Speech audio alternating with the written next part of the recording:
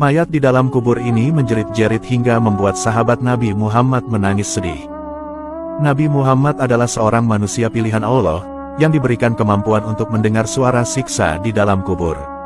Dalam hadis riwayat Bukhari Muslim dari Ibnu Abbas, disebutkan bahwa Rasulullah Shallallahu Alaihi Wasallam mampu mendengar suara mayit yang sedang diazab di dalam kubur dari dua kuburan yang dilewatinya.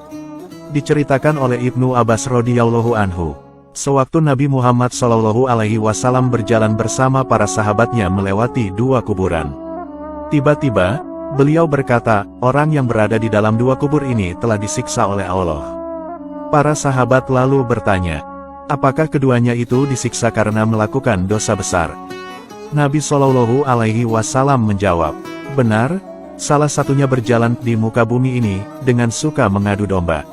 Adapun yang satunya lagi tidak pernah menutupi dari air kencingnya, maksudnya, percikan dari air kencingnya itu seringkali mengenai tubuhnya atau pakaiannya.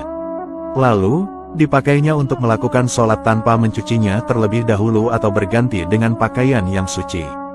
Kemudian, Rasulullah Shallallahu Alaihi Wasallam mengambil kayu yang masih basah lalu dipatahkan menjadi dua.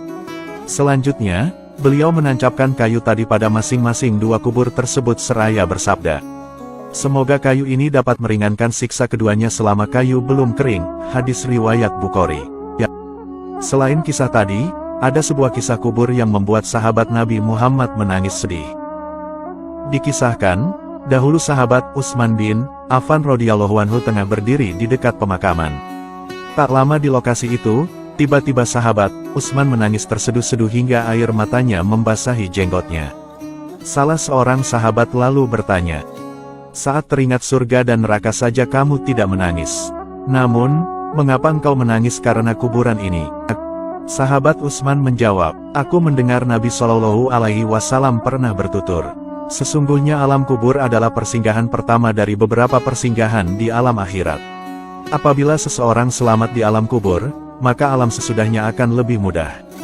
Dan apabila seseorang tidak selamat di alam kubur, maka alam setelahnya akan lebih buruk dari alam sebelumnya.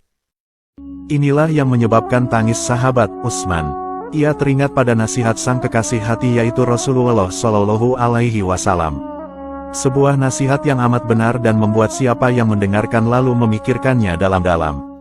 Sahabat Utsman bin Affan juga pernah mengatakan satu sabda Nabi Muhammad yang lain.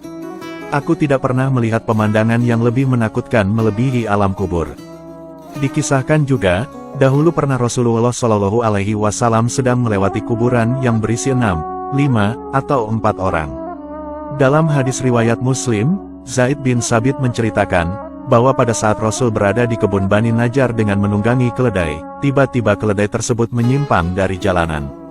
Bukan hanya itu, keledai yang dinaiki Rasul tersebut lari dan hampir saja menjatuhkannya.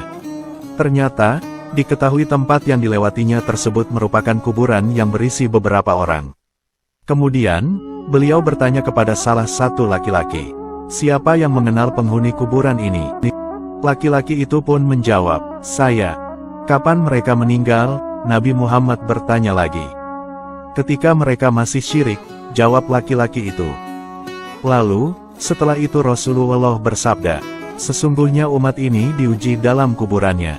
Dan, kalau bukan karena kalian akan takut menguburkan, sungguh aku akan berdoa kepada Allah agar Ia memperdengarkan azab kubur yang kudengar kepada kalian.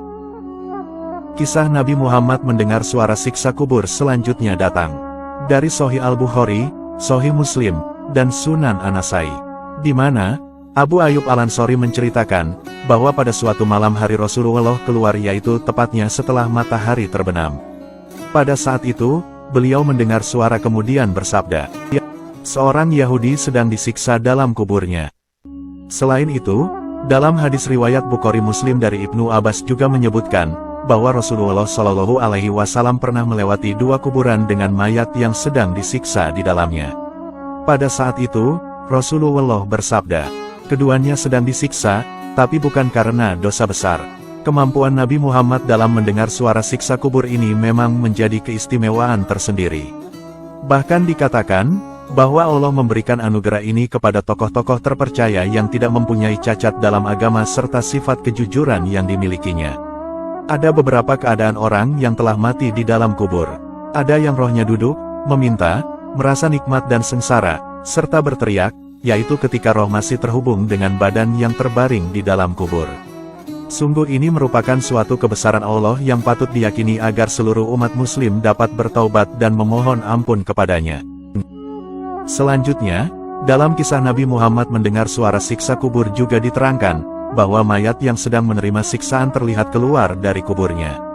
Ia bergerak keluar sedangkan azab dan siksaan yang diberikan masih menimpa raganya. Di situ pula malaikat azab menyertai keberadaan mayat tersebut. Pada mayat-mayat tersebut juga ditemui mereka yang bergerak dan berjalan keluar kubur dalam keadaan duduk dan tersiksa oleh azab yang menimpanya. Namun dikatakan pula, tidak setiap mayat mengalami hal yang sama.